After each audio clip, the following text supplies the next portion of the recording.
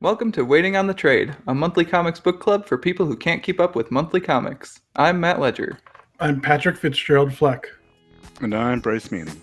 This month, we're talking about George Takei, Justin Eisinger, Stephen Scott, and Harmony Becker's They Called Us Enemy.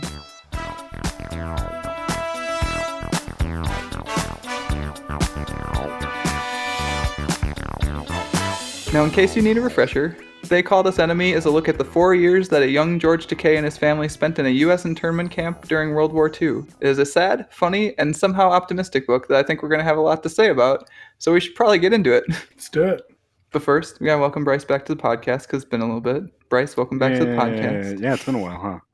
Yeah, I feel like I haven't really talked to you in a while because the house search has precluded much gaming and Discord sessions. Yeah, I think it was X-Men was the last one. I was going to say, was X-Men on last one? My gosh. Yeah. Yeah, somehow, I think you've been at the end of both of the last rotations, roughly, and we'll fix that in the next rotation. You're on next week, Bryce. What are we reading? Yeah. We'll read about Jubilee turning into a vampire. Okay. All right. What a swerve from this book to that. I feel like most anything's a swerve after this one. I mean, I was going to talk about the fact that before we just settled on reading this for timely reasons, I think, though Bryce, you can kind of discuss as we get into it, we were going to potentially read the manga where virginity gives you magic powers. Oh, yeah, that's a good one. Is it Cherry Magic? Is that what it's called? Cherry Magic. Yeah. 30 years of virginity can make you a wizard. I popped into Discord yesterday just to look up the title again from Bryce and I DMing. Which the first page of that I did actually really love because it just gets right into it. But I'm not talking we're not about here to Cherry talk about Magic. that book. Yeah, we're not here to. Yeah. Instead, we're here to talk about They Called Us Enemy. Which, Bryce, I'm kind of curious why you decided to pick this book. I know you had reasons. Yeah. So, like you said, originally I was going to do something more lighthearted and maybe funny, maybe offensive, which was Cherry Magic. But yeah, with the current climate in the U.S. and things happening, all these attacks on Asian Americans, I kind of felt like this book would be very appropriate. And me being half Asian, I'm given this platform, which is your guys' podcast, and I might as well use it in a way that I can help with the current situation in my own weird little way. Yeah, I mean, platform is an odd word because I'll have Pat pull the listener numbers at some point. I'm not sure how big the platform is, but also, yeah, if there's anything we can do to spread awareness of, at the very least, a good book that should at least expand people's worldview and knowledge of a thing that the U.S. did that the U.S. doesn't talk about that much, and obviously still impacts society today. I had actually found myself having to read a few articles and research just to sound a bad verb, I guess, because it sounds so casual, but brush up kind of on, especially since the pandemic started, the hate crimes that are going on against Asian Americans. And it's terrible. It's disgusting. One of them said that someone set a lady on fire in Brooklyn, and just, it's not okay. Yeah, when we have a president who calls the COVID virus the Chinese virus, what are you going to do, right? Kung flu. Right, yeah. Yeah, so I'll definitely link to, there was a very lengthy article in the New York Times that I think was probably the best article I read, though there was also one from, I think, Colorado Sun-Times that was about teenagers talking about kind of their way of fighting back against some of the anti-Asian rhetoric and hate crimes. And that was interesting, too, in relation to this book, because the teenagers were very strident and aggressive in pushing back, and their parents were very much more like a keep your head down, ride it out sort of thing, which I think is a conflict. That's a whole discussion, yeah. Yeah, that George and his father had in this book, too. So, yeah, before we began the podcast, we settled on going through the book not in narrative order, because the book is really dense. A lot of stuff happens in here, both narratively to George and his family, and also just touching on events throughout World War II and afterward. So I think if we did that, we'd be here for 3 hours, and I don't think that's a good use of our time or the listeners' time. Yeah. So I kind of wanted to just pop through and sort of talk about like overall thoughts of the book, moments that stood out to you, any low points if you found any. I have a couple things that I think didn't quite work for me, but like overall, the book was. I was talking to Pat, and enjoyable is obviously not the right word, but I Right. did like. I was very glad I read it. Appreciative. Yeah, that's probably correct, Pat. Yeah.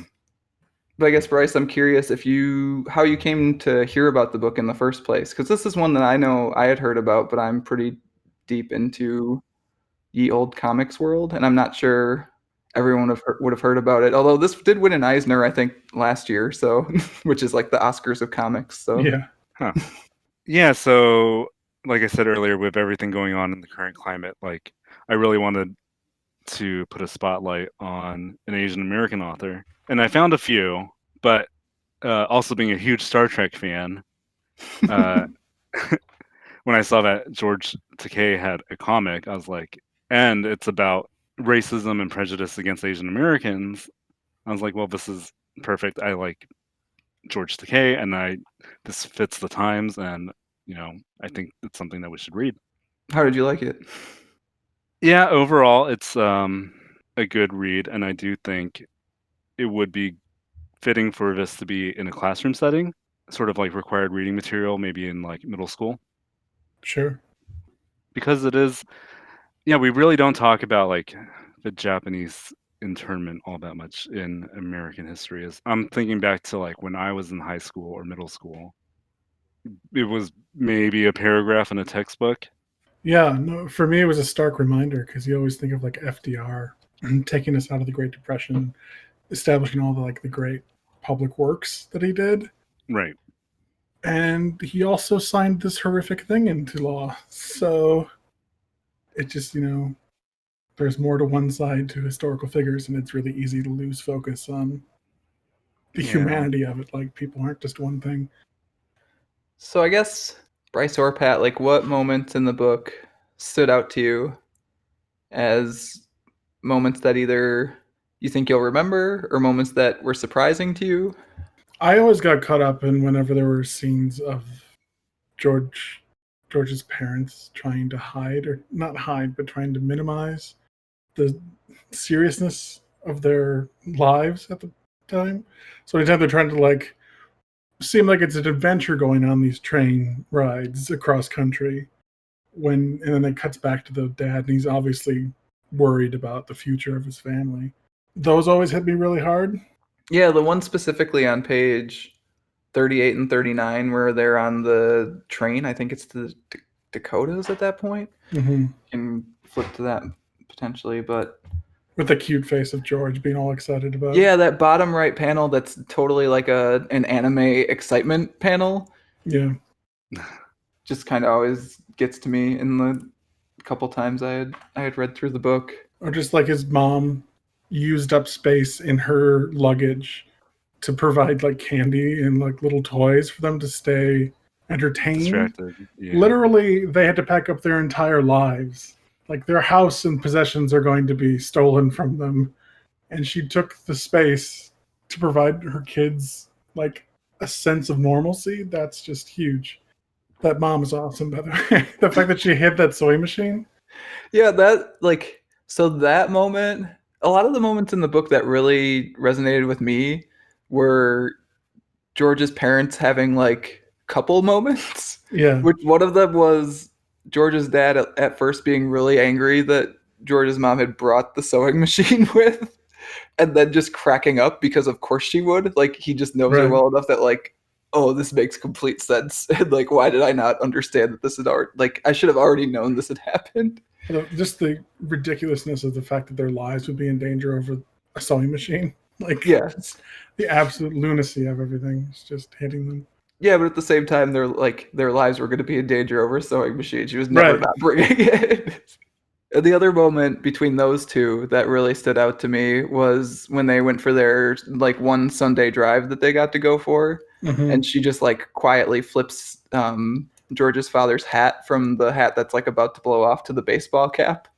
Like, that was another nice moment where it's just kind of, I can't even imagine, first off, having to go through something like this yourself, like as like you a person, and then also having to do it as a parent Right. just kind of blows my mind. And the fact that those two at least could lean on each other a little bit was very touching. I was thinking about this. It's absolutely horrible that children had to go through this, but to some degree, do you think it gave like the parents a means of muscling through?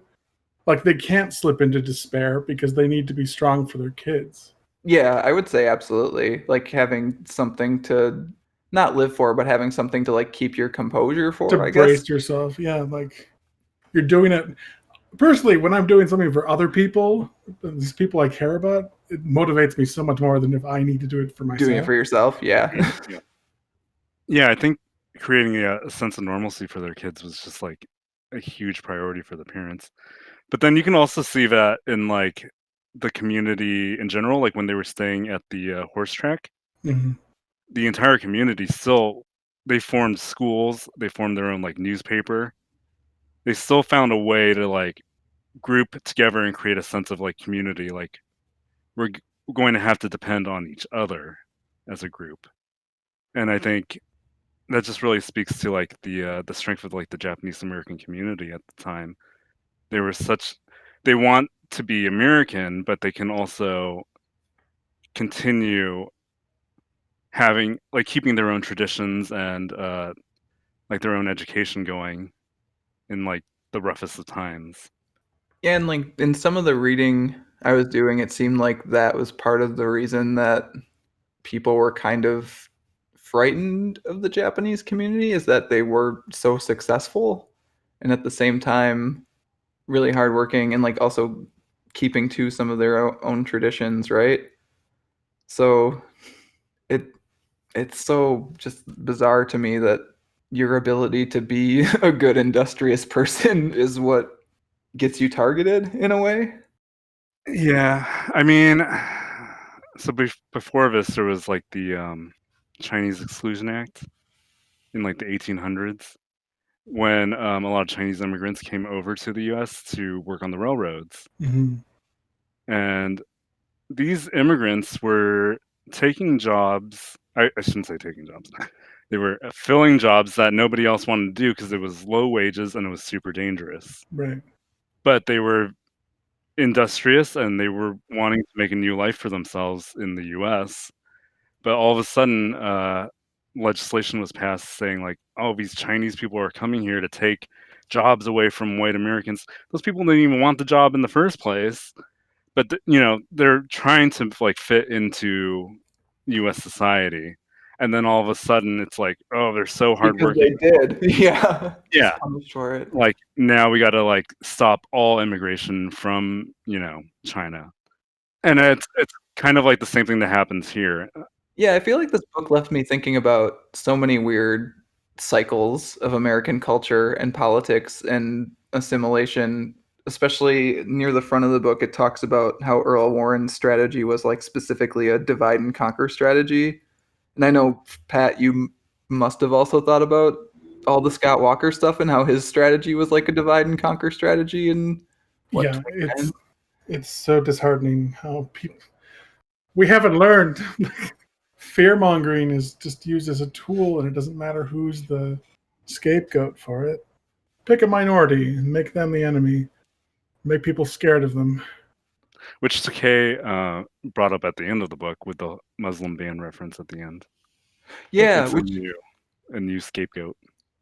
I didn't for some reason, I thought this book had come out further in the past than it had. Like I did not realize it was a 2019 book. I for sure, if you had asked me before I started reading it, would have told you it was like a 2016, 2015, 2016 book, like somewhere around there.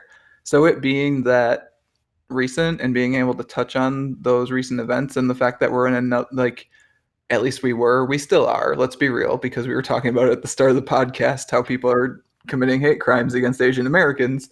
Yeah. Like, still in another cycle of this, just like, I'm glad that this book is optimistic, because sometimes it's hard to be optimistic. Well, yeah, it's the same thing as his parents in the internment camps. Like, if you're not optimistic, like Yeah, then what are you doing, if right? you aren't moving forward, you're just giving up, and that's not really an option. So, got to be optimistic, which is hard for me to say because, good lord, I have not been of late. It has been a trying year. So one of the things I think you mentioned, Bryce, earlier was that this would be like a good middle school required reading book. And I Mm. think there's something to that. And I think there's a lot of like power to the way the story is told in that it's a story you definitely could hand to a child and you could hand to an adult and they would both get, if not the same thing about it, like they would, like if not the same thing out of it, they would both get something out of it, right? Like, and it's a completely appropriate to hand to either. And I think there's a like a weird balancing act that comics especially sometimes do to do that. I guess some like regular books do too, but I feel like comics do it a lot because there's pictures, I guess maybe. Yeah, and I think the art style of this was chosen specifically to cater towards a wider audience, right? Yeah, I kind of wanted to talk about the fact that to me this is very much a like the style of the individual panels is manga style and the style of the pages is American comic style, and that's really cool to me given the story that it's telling. Like it's an Asian American comic in that way, like in that it has an Asian art style, but it's paneled like an American comic. Oh, you consider this to be an Asian art style? I would. I mean, it's definitely more manga to me than anything else, I guess I would call it. Like, Well, with it being all black and white, like heavy on the ink, it's definitely more of like a manga style. Yeah, I Yeah. was thinking more like comic strips in a newspaper kind of thing. yeah, I could see that too. I mean, it may also be the subject matter potentially also, but like I'm still looking at this page of like this glowy anime page of George going on an adventure in Arkansas here. Sure. Like that's very manga to me, but it's not a manga in that manga are usually like 4 to 5 panels per page and there aren't really any gutters between panels and stuff like there are in this book. So it's very much a cross, which is cool given the subject matter. Yeah, I think kids could digest this easier than say. I mean, my mother told me a specific title of a children's book. I don't remember it. I'm sorry, but there have been numerous books, at least a handful, that have gone over what it was like growing up in these internment camps. And I think it being a comic book is easier to get kids to read than, say, even a short story. Yeah. Yeah, and I know George Takei's his autobiography. Anyways, I know he's written about this in other mediums before too, but I think this one's more targeted at being able to share his story with a younger audience who maybe can't get through a biography, right? Right. Well, if they go over the fact, yeah, he's got a couple of Broadway musicals, right? A musical too. Yeah. That's how he met Michelle Nichols. Yeah, that was a cool panel. But yeah, this George's obviously been trying to get this story out any way he can. So this is the latest, and I think probably the widest reaching one, and hopefully the most successful. Yeah, I mean, I think it's a very good telling of the story. Touching on Becker's art a little bit more while we're sort of talking about it anyways, I think the storytelling throughout is really strong. Mm-hmm.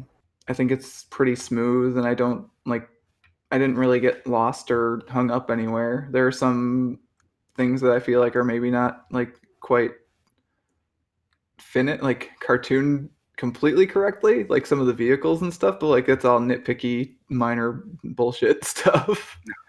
Yeah, my only problem with this was their framing device got a little muddled as you went through. Yeah, that was mine too. Is I think I expected it to come back and forth between that TEDx speech Yeah. and the past much more than it did, and then it also adds another framing device in the middle too about the FDR library talk, which is Yeah. really important. For sure. I think they should have stuck with the library. Or the TED Talk. Like, yeah, either one. Yeah, Yeah. but the library is super important to the actual like thrust of the narrative. Yeah. So I don't know. That was my only problem. It didn't really have any bearing on the story it was telling. It was just It would jump Yeah. back to present time, and it wouldn't be the TED Talk. It would be him talking at FDR's house. Yeah, I think like page 36 is the first time it jumped back to the TED Talk, and I was like, oh, right, that's a thing that's happening. Which, like, I don't even know if this needs a framing device. Like, I think it could have just been a story of young George Takei's life. But then I guess you wouldn't get the contemporary stuff. Or you'd get it all at the end too, which like I did appreciate that at least those framing devices let them split the story up in a way where he could comment on the story as it was happening, or show you like, oh, this is what my dad and I talked about because of this moment, Yeah. without having to wait until the end of the book to get all of those, because I think that would have been a weird structure too. But yeah, I agree that the framing devices didn't quite pull it off. Yeah, talking about powerful scenes, that conversation or argument he had with his father was pretty rough. I felt for both of them. Like, you can't Yeah. like deny either's decisions that they made or feelings that they feel. Like, I don't blame his father for like putting the protection of his family above fighting for his rights as an American citizen. Yeah, and like what else are you, I mean, at the risk of being on the wrong side of the argument, I guess, but like what else are you gonna do? Like they would have ended up getting shipped out anyways, right? Or worse. Yeah, I mean, it's almost an impossible decision to make. So Yeah. Which, speaking of impossible decisions, the one that got to me was the questionnaire. yes, It's such a catch-22, like the way that they wrote those questions. yeah, it was what? Will you fight in any place that we send you? Yeah, wherever ordered, or and then question 28 was, will you renounce your allegiance to the Loyalty. emperor? Yeah. And pledge your loyalty to the U.S. And yeah, it's just like, why would you fight for a country that has just randomly picked up your family and placed you in a camp? Well, destroyed And your then, life, right? Like, they don't have a home or any. They have no property anymore. Any Yeah. business that they had is gone. Like, can you be loyal to a country that's going to treat you that way? And at the same time, you're also, denying your like ancestry and your identity, I guess. yeah, I thought it was interesting that they explained in the book that by agreeing to that second question about renouncing loyalty to the emperor and saying that you're loyal to the U.S. means that you weren't to begin with. Yeah. These are American citizens. Like, his mother was born here. It's so insulting. Yeah, the fact that some people actually said yes, and then went to fight is like, I guess more power to them. They like this country more than I do some days. Right. Yeah, and I did appreciate that George Takei listed like outcomes and said that each of them were brave in their choices that they made. Yeah, because like Bryce was saying, like, how the hell do you answer this question that's just like a wildly monstrous catch-22? There is no good answer. Yeah. Yeah, and then the ones that did end up doing military service, the 442nd, ended up serving in Europe, and they suffered a lot of casualties in a rescue mission. And then they were only awarded like the second highest honor. And yet still, when the kids are playing war at the internment camp, the Americans are the good guys. That really got to me. Yeah, you get to be the Japanese this time. They're fighting to see who gets to be the American while the Americans jail them in the middle of fucking Arkansas. Yeah, it's like it's such a weird book in that it's so charming at times, but the whole backdrop of the thing is this terrible, terrible thing. And I think that you're supposed to come away with that feeling. Like I think that the fact that I felt that feeling from this book means it's successful. Because reading some of the interviews with George Takei and with Harmony Becker that I read, like that's kind of what it sounded like he's trying to convey. Is like, hey, this is a terrible thing that happened to us and many other families, but at the same time, it was also just my childhood. I mean, life happens, you know? Like, Yeah. You're going to go through shit, but life is still going to happen. And they're kids. You're going to have Christmases with Santa Claus. There are going to be bright moments. That one was fun. the Santa Claus moment. Like the beads of sweat you saw on Santa Claus's face as young Which again, George though, like eyed him up. like the same way the kids are fighting over like which of them gets to be the Americans. George Takei's problem with Santa Claus is that Santa Claus can't be Japanese. The dude's magic. He can be whatever you want him to be. Well, I mean, he said his mother took him to the No, I know. It's just like Real- it's yeah. one of those things. to the mall where- with the white Santa Claus. I mean, you barely see different racial Santa Claus now. So yeah. But George decided to keep it a secret just so his younger yes, siblings still enjoy it. Yeah. good old George. Oh god, talking about George and Henry, the fact that they named after kings of England. No. His father was such an Anglophile that he named his firstborn after his favorite English king, and then Henry VIII because his brother was born so big. Yeah, it's an endearing story with a very powerful message. Yeah, I think another thing that's important about it too is that it does personalize this thing that for so many of us is 2 paragraphs worth of conversation we had in US history class in high school too. Like I was Right. trying to think, Pat, because we took the same US history classes. I know we discussed this. Yep. I don't think we went much deeper than it happened. Mm-hmm. We definitely went through Korematsu versus United States. I remember Yes. that. But yeah, we didn't really like go into detail.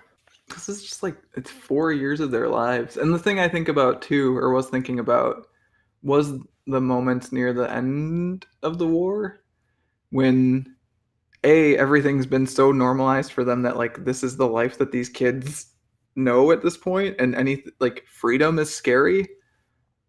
Bizarre. Well, they don't have anything outside the camp at that point, Right. right? Yeah, that's the other thing too, is like the US government has taken everything from these people. So you're setting the fact that George's family and George himself are so successful in the wake of this is just like wild to me, because they basically start from nothing again, right? Yeah. Well, yeah, and then there was that point in the book where they were given an option to renounce their U.S. citizenship to stay in the camp, Mm-hmm. and the mom decides to renounce her U.S. citizenship because she believes her family will be safer inside the camp than outside facing prejudice and discrimination. Yeah, it's hard not to feel like they were set up for that, right? Like Yeah. Oh, absolutely. being shown how bad their life would be outside the camp and then given this, well, you can renounce. We'll keep you here safe. And then ship you off to Japan or, a country that you've never been to. Right. You might have ancestry from, but you've never been there. Yeah, that was a tough one too. And I was worried for the mom there. It's like, oh my gosh, is she going to be like split from her family? Yeah, especially because she hasn't really appeared in any of the post-war scenes at that point either. I don't know if she does appear in any of the post-war scenes actually, but most of those are George and his father talking. She's there with him at the Hollywood Walk of Fame. Yeah. Oh, okay. But yeah, so I was like, oh, is she going to be, because she has family in Japan. She got that letter saying that she lost a cousin, an aunt. I don't remember. I think it was bombing. Yeah, an aunt and a cousin.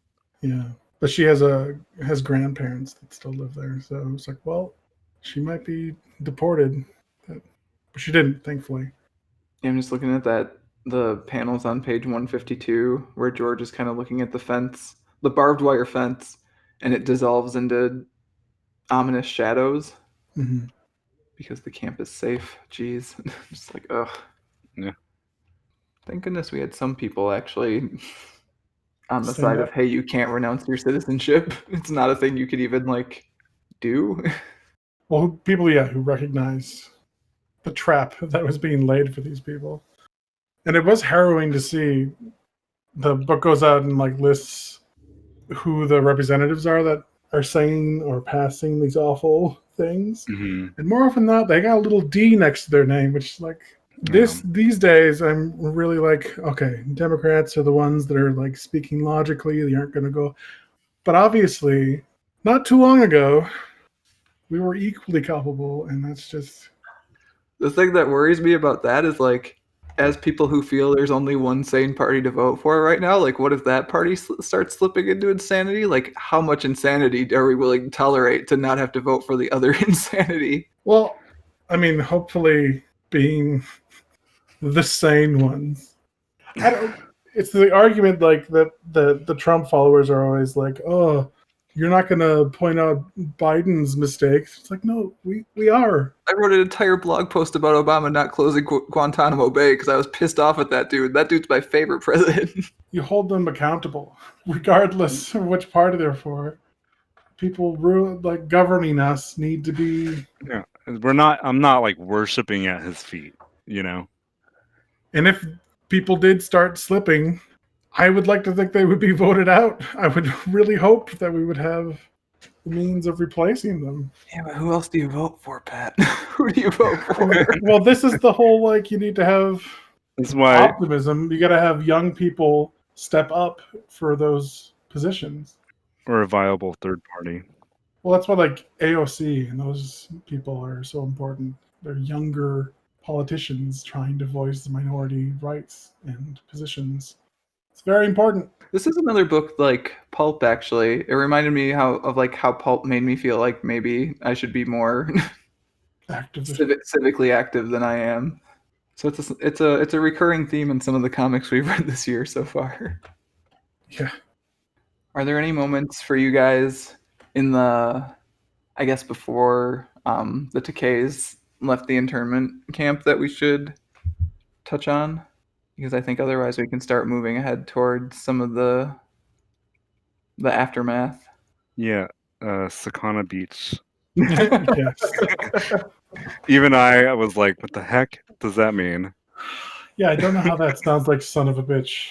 Sakana Beach. Yeah. Sakana Beach. Maybe, and tell me if this is not a thing I should say with the accent, maybe?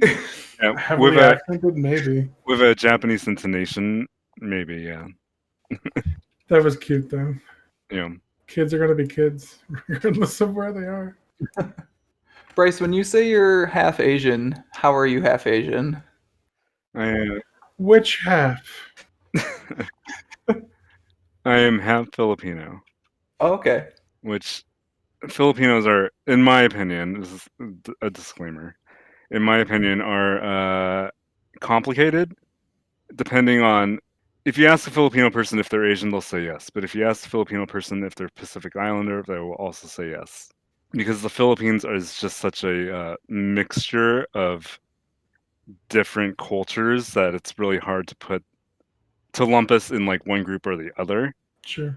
For example, a lot of Polynesians, in terms of like human migration, the jumping off point was the Philippines into Polynesia, and we share a lot of things culturally with Polynesia, such as the like ancient like grass skirts and like the way the old houses were built and stuff like that.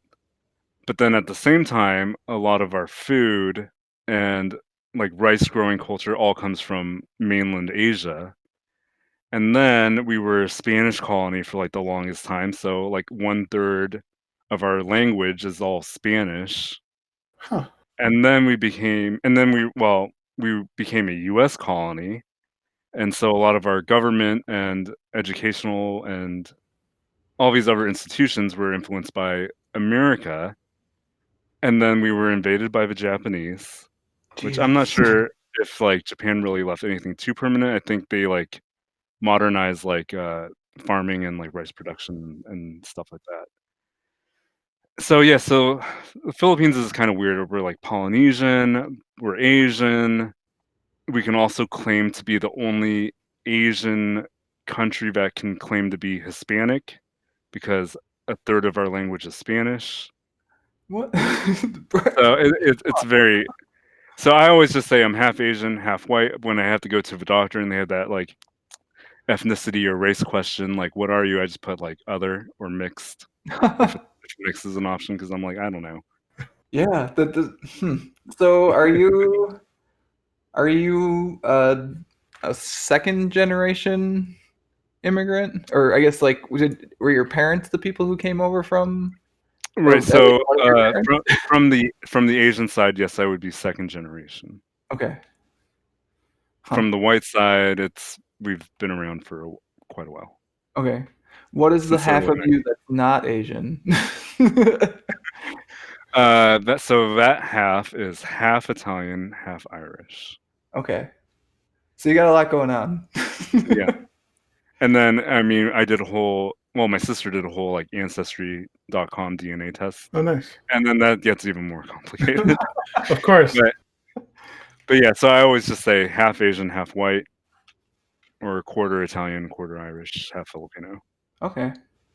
I do have to say, like, with a lot of Asian immigrants, we do form our own communities, and this happened with like Italians and Irish. Yeah, sure. as Any well, minorities come in. I was Yeah. gonna say, it also just happens among people, like like-minded Right. people who have things in common form communities, turns out. Right. But with like the Italians and Irish, it was easier for them to assimilate, and you don't really see like those little Italies anymore. Like the neighborhood name is still there, but it's not like all Italian people that live there. Yeah, I'm thinking of San Diego, Little Italy, which I've been to a couple times, and I know you Yeah, likely have been there's as like well. there's like one Italian restaurant in San Diego, Little Italy. Yeah. Not really Italian. There's like a New Zealand place there. The thing with the Asian communities is that they've been coming over since the mid 1800s. Mhm. But we're still, I wouldn't say forced, but we still feel the need to be in our own like neighborhoods because we're still waiting to be fully accepted. What was trying to say is that the definition of like what being white is, like it used to not include Italians and it used to not include Irish Right. people. Mhm. And then it seems like because you're from Europe, like you can more quickly or more easily join the white people club Sure. or the American The club. American Club, yeah. But because Asians seem so foreign and so different and look so different, it's taking us a lot longer, and we still feel the need to be in our own communities. Like we still don't feel like we can move out of our own areas. I don't know if that makes any sense like whatsoever. No, it totally does. I was Yeah. kind of thinking about this the other day over breakfast, actually, after having like read through the book again and just thinking about how absurd it is that so much of this stuff that just like utterly upends and destroys people's lives is based on the way people look. And if people magically all looked the same tomorrow, so much of this stuff would just have to disappear because it'd be so much harder to be able to just be like, oh, those people look different. You'd have to find some other way to start dividing and conquering people, right? We would find it. Oh yeah, people could definitely do. I'm not saying it's impossible. Humans are humans, but Yup. just like there's no like we didn't make German internment camps, right? Yeah, as far as I know. Maybe we'll have to do a show notes thing for that one just to make sure. But like if we did, we didn't even get 2 paragraphs about that one in history class. And like part of the reason these things even existed is because A, people had existing resentment in the first place before the war even started, and B, it's a lot easier to pull people out of their homes when they look different because they look different, which is Right. yeah. And the book brings up the fact that like the Japanese Americans are just inherently unable to become American citizens. Yeah, which is Or- such bullshit. They Yeah, can't right? assimilate. Yeah. Yeah. So it's like you're tying citizenship to like race. Yeah, I think that line and the line that was basically like we can't prove the Japanese Americans have done anything, and that in itself is suspicious. Yeah. Were the lines that like almost caused me to just like put the book down for a minute. I wrote down that quote from Earl Warren, who became Chief Justice of the Supreme Court. Yeah. We have no reports of spying or sabotage or fifth column activities by Japanese Americans, and that is ominous because the Japanese are inscrutable. You don't know what they're thinking, so it would be prudent to lock them up before they do anything. It'd just be nice if America as a whole understood like how the legal system and or justice is even supposed to work sometimes too.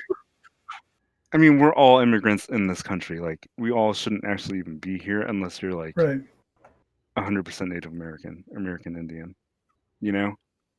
Yeah, So it's very just like hypocritical, the entire any sort of American trying to make claim to this country as like a land that is uniquely theirs for some like any reason, God given, like inherited, whatever. I don't like doesn't matter is BS. So Yeah.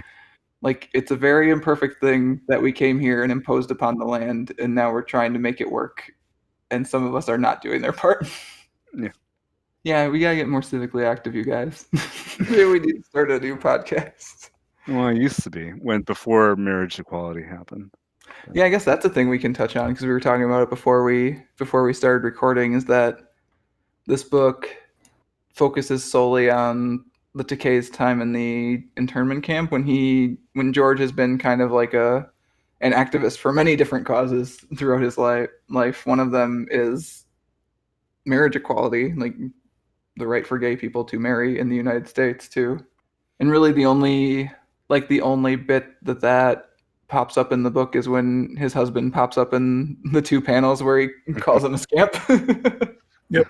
Yeah. What I was saying before we began recording is like that can be an entirely whole book on its own.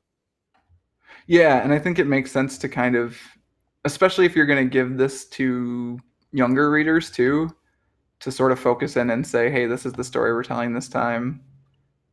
I honestly wouldn't be surprised if in the future there's another George Takei comic, because like I said, I think this is good, has been successful, and like there definitely is another story there. I think he's written about that in his biographies too. You would almost have to, right? Yeah. He lived it. Well, yes, but I mean, like I think there probably is another, like Bryce was saying, it could be a whole nother book. I wouldn't be surprised if there's a whole nother book coming, given that this one went over as well as it seems to have. It is also one of those things that's thankfully a little less relevant at the moment. Some places. Some places. We really should go into like trans rights, right? At this point. Yeah. That's yeah. Another part of the book that I thought was interesting was the guy that donated books to the different camps, and he would drive like for hours. He was shot at too. Yeah, and he wasn't even shot at too. It just goes to show you that like, I don't want to like quote unquote white shame or like America shame like all that much. Like, not every non-Asian American was a bad guy, and I think Takei pointed that out with the guy that delivered the books, and then also the lawyer that helped get Takei's mother back her citizenship, basically. Mm-hmm. Yeah, and I think even like ourselves here, I think you and I, Pat, especially in the last year, have had like some of those moments of, I'm remembering Pulp and I'm remembering this and I'm remembering some other conversations we've had where we're just like, God, people, and like especially like, God, American people. But like I think the reason I get so frustrated sometimes is that I actually really love this country. So to see it not measure up to the high goalposts I have set for it really makes me mad. Like I think I was telling you, Pat, actually semi-recently that I thought about going back to watch Boston Legal, which is like my favorite television show of all time. And I think I would have been like, I would make me angry to see as many of the like social issues they discussed there 15 years ago still be relevant. Yeah, for sure. I haven't really touched West Wing for a while. Yeah, that's one that I think I started and I was like, I can't do this for roughly the same reason. So I think it's a thing where because of examples like the man who drove the books into the internment camp because he wanted to help people, and because of the lawyer who was like, hey, you can't renounce your citizenship at wartime. That's not even a thing. And even George Takei's optimism for the country and him sitting in that library at the end and being like, hey, this is a country where I was jailed in internment for 4 years, but now I'm sitting in a presidential library telling you why that was wrong. Like, this country's good, actually. Yeah. When the country fails to be good, actually, it makes me mad. But I do think the country can be good, actually. Yeah. Yeah, I do like that the book is able to keep its optimism at the end. Yeah, and I think especially handing this to younger readers, like it has to, right? Like you couldn't. Yeah. And I think it's also just a part of George Takei's personality too. I don't think he would write a book that was a downer, especially from seeing him in other things and reading interviews with him in the lead up to recording this too. Like, I just don't think he would even have it in him to write a book that was like America sucks, because I don't think that's what he thinks, and that's refreshing. It's nice to have someone else who actually doesn't think America sucks, even though they've suffered some pretty traumatic events. Like, you could easily come out of those experiences and just think like, why am I living in this country? But that's not his mindset at all, and that's very cool. He's a cool guy, that George Takei. Yeah, he's all right. He's okay. Should we move on to the time period after, when he's become an adult? Sure. Yeah. I particularly liked the part where he messed up Gene Roddenberry's name. Yes. Rosenberry. Yeah, he was. That was a cute story. I really like how in like every single panel of Gene Roddenberry being in this book, he's just smiling. He's just got this huge ass smile on his face in literally every single panel he's in. I hope he was actually like that. I really have no idea. Roddenberry has his own skeletons. Yeah, I'm not surprised about that, given some of the stuff I've heard, especially about Next Gen era. I do like that they took the time to correctly pronounce Takei's name. It rhymes with okay. It did really help with the intro of the podcast, as I said. Because I'll even admit, like, I was guilty for calling him George Takei a lot. Because that's how, even like to this day, like in media, people will say Takei. And I think like in like interviews and stuff, I think he's kind of just given up on like trying to correct people. That would not be surprising to me, given the person he is. If he's just like, my name is not important, let's just say what I came here to say. Yeah. I did like how he reflected upon the fact that Sulu eventually does get to be a captain in Star Trek too, which is like, everyone becomes a captain. Well, yeah, there's that. You live long enough in the Star Trek universe, they give you a ship. No, but representation matters, right? It's a big deal that they had a Japanese American, especially, I mean, after these events, on TV, on a very popular TV series, in a position of power too, right? Like, he's a bridge crew officer. Like, he actually had screen time. Yeah. Yeah. With his shirt off too. Yeah.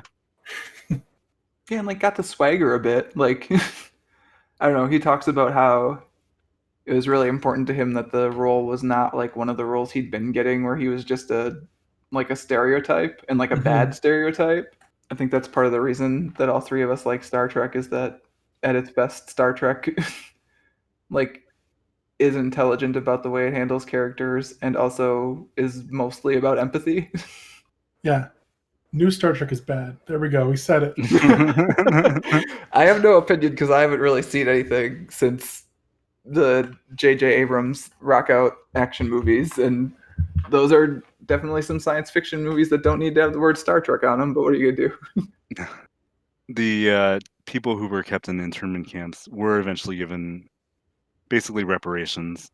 Yeah, which is like, interesting given that we're having a lot of conversations about reparations currently. Yeah. I know the book says that Takei donated his money to the Japanese American National Museum in Los Angeles, which actually, as of this recording, just reopened yesterday. Oh, nice. After being closed because of COVID.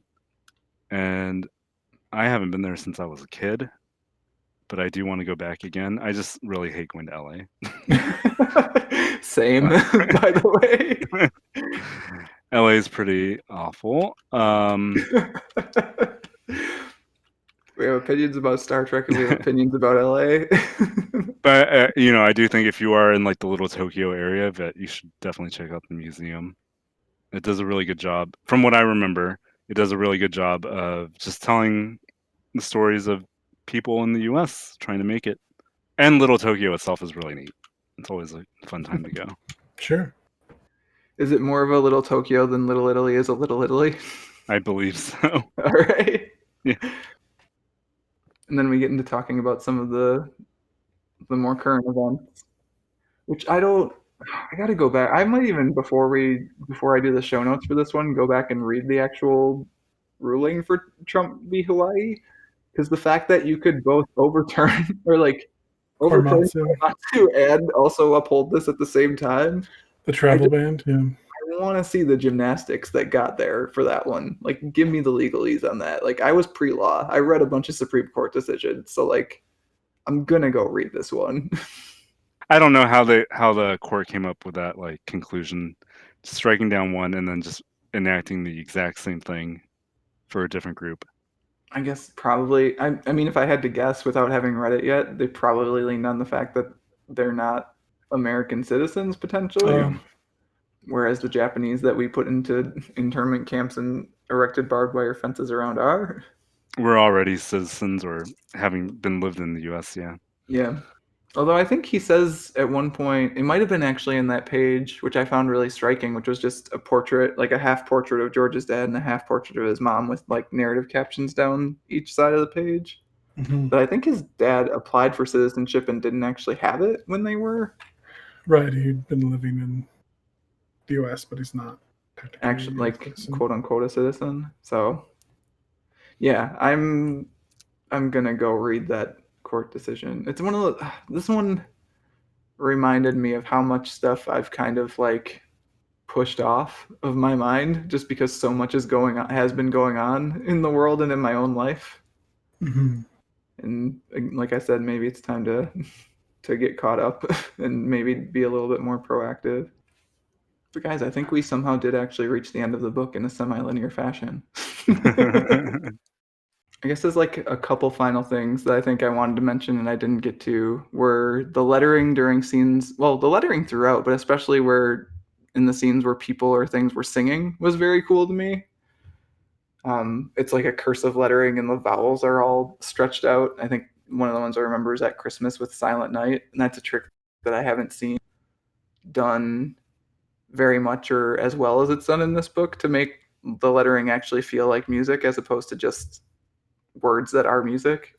So that was cool. I mean, I think it's very, especially because this is George Takei's personal story, I think it's very tempting to get wrapped up in talking about the events of the story and the words more than the art too. But the art throughout this is like it tells the story very adeptly in a way that I think lets people get the message and also humanizes it, which I think is a big part of the book overall.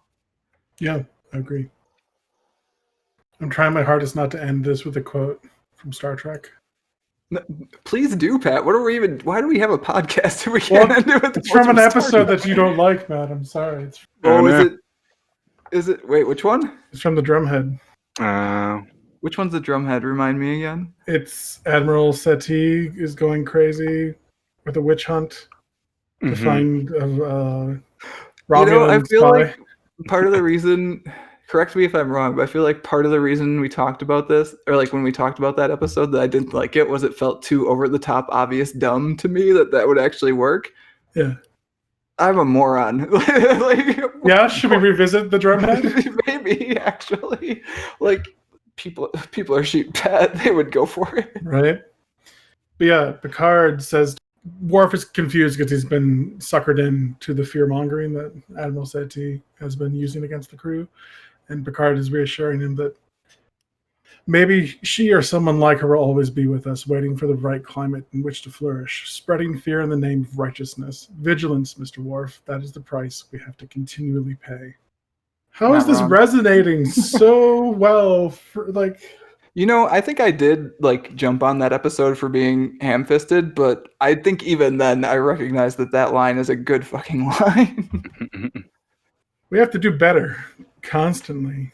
That's the thing I think is also unique about America is that America is good at having the ability to acknowledge its mistakes, but also is very good at having the cognitive dissonance to not acknowledge its mistakes at the same time.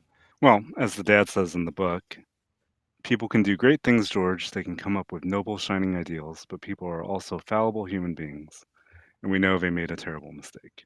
I did really like, speaking of quotes, the Obama quote that ended the book also, and especially the second part of the quote, which is that my liberty depends on you being free too. Like that really stuck with me. because I guess it's one of those things where we've talked about how these things go in cycles, and like eventually one of the cycles is going to be bad for me if they keep going, right? Like they're all bad for me in that they like lessen the country and humanity, right? But like we can't really be America if we keep doing these sorts of things. So I guess, would you guys recommend this to other people? Yes. Yeah. Yeah, I would too. I think it's, as we said, easy enough to digest and isn't like, it's not overly a comic book and it's not overly a historical biography. Mm-hmm. I really hope it's a book that just like libraries have. Like I really want almost every library in the United States to have this book available. And like especially in the young readers section, because like kids are eating up young readers comics at this point. So if you leave this book in the young readers section, so many kids are going to read it. Well, that's the thing. We were drawn to this because we know George Takei, right? Like we're fans of his. I mean, so there's the thing, right, where like we're Star Trek nerds, and that's why we came to it, sort of. Like, notwithstanding all the other stuff Bryce talked about at the top of the episode, but like at the same time, that dude's got 10.4 million Instagram followers. I'm sure teens who have never seen a Star Trek in their life still love George Takei. Or they've at least seen the "Oh my" meme. Yeah, we were trying to figure out where the "Oh my" started. It's like, I remember that's like his catchphrase, but I don't know where it came from. I don't either, actually. I was trying to think of that the other day because I was thinking of some of the other stuff that I know. Like he's in Futurama, correct? I mean, yeah, he's one of the celebrities in a jar, head in a jar. And like is he in the show that shall not be named, also known as Big Bang Theory? I'm sure he must be at some point, right? I'm sure they got him if they could. But yeah, speaking of shows, I would also recommend watching AMC's The Terror Infamy, which I've told Pat about a couple times, because it has George Takei in it, and it's literally like they took his life, because it's also about Japanese internment. Okay. They literally took basically this story from the book, but then they inserted a shape-shifting ghost that murders people in the camps. See, so Kat, my wife, and I have watched the first season of The Terror and really liked it. And I've heard good things about the second season also, but it's a complete like 180, like from being a thing about Arctic ships to being a thing set in a Japanese internment camp. So that's one we've been meaning to check out, and we probably will. I've seen you guys have like linked it in Discord a couple times in the last week while I've been lurking. So if you like your horror and also want to learn about racism and prejudice, then yeah, you should watch that season. Pat, do you have any recommendations? Well, I have scoured the internets. I thought going along with the theme of representing Asian American comic book writers and illustrators, I found a series that I've heard of before and have been meaning to read, Superman Smashes the Klan by Gene Luen Yang. That's one we should read for the podcast sometime, because I have been meaning to read that also. Yeah. Let's put that on the list. It looks really good. I also found a Green Lantern Legacy by Ming Lei and Andy Tong. It looks like a Chinese version of the Green Lantern. Yeah, I have also heard good things about that, I believe. And then if you want to go for a similar kind of comic book, but much heavier because of the media that it covers, like the events that it covers, Mouse, of course, by Art Spiegelman, is a similar. It's a comic book style dealing with very heavy events of the Holocaust. It's a man depicting his grandfather's, I believe, story of the Holocaust, but through anthropomorphic mice. Have you read any of that, Pat? I did. I own it. Oh, okay. See, I thought you had. I think I had the first book, but I was never able to track down the second. Yeah, no, it's a really well done book that tells its story very uniquely, and I think it hits that much harder. I had similar feelings while reading this as I did when I was reading Mouse. Yeah, I think I didn't really have anything that I had read recently that I could think of that I was like, oh, okay, this is a pretty direct line from They Call Us Enemy to this. But one that I've been meaning to pick up because, again, I've heard a lot of good things. I think it's also won awards, is John Lewis's book called March, which is a depiction of his time as a key member of the civil rights movement in America. And I think John Lewis recently passed away. It might have been last year. Mhm. So that's one that I know, like, everyone keeps recommending to read that one, and I think it, again, would be in a very similar vein to this. So that may be one that ends up appearing on the blog at some point, I would imagine. If I get around to reading it, it's on the list. Well, all right. I think that is going to do it for this month's discussion of They Called Us Enemy. As always, if you want to get in touch with Pat or myself, you can find us on Twitter as @WattPodcast. You can also email us at waitingonthetrade@gmail.com and read more comics-related goodness at mattreadscomics.com. Bryce, do you want people to find you online? Sure. You can find me on Instagram at Duo Maxwell, DuoMaxwell, 3 L's at the end. I was gonna say, all compliments for the episode can be paid to Bryce. You'll find plenty of pictures of cats and food, just like on Susie's Instagram. I was gonna say, that's what Instagram people like, though, what right? it is, Myself, I've never made an Instagram post, though I did have an account for a little bit. They're not They're even cat. my cat. Yeah, they're not even my cats. They're my They're friends. other people's cats. Oh, is it Cello? You got a picture of Cello in there? Yep. Very cool. Wow. Well, Bryce, thank you for coming on. This was a good book and a good discussion, and I really appreciated you coming on to talk about it with us. Yay. Glad to be here.